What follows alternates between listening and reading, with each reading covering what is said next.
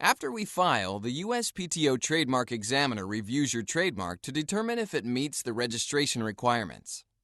These examiners ensure each and every registered mark conforms to USPTO rules. It can be strict. For example, they will not grant a registration for marks that are confusingly similar to the millions of trademarks already registered. After examining your application, the examiner might issue an office action. This usually happens between 3 to 4 months after a mark is filed.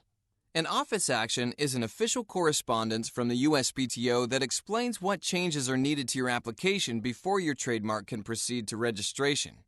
About 80% of all filed trademark applications will receive a first office action. You and your attorney will have 6 months to respond to the issues raised by the USPTO.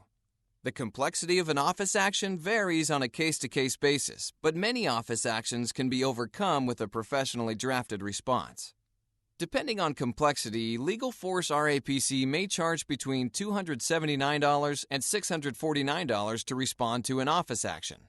You may also respond yourself, removing power of attorney from your law firm.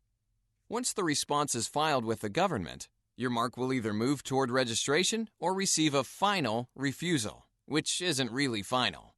You and your attorney can still overcome final refusals by complying with any procedural formalities or by filing an appeal to the Trademark Trial and Appeal Board, a panel of 3 judges who review the decisions made by USPTO examiners.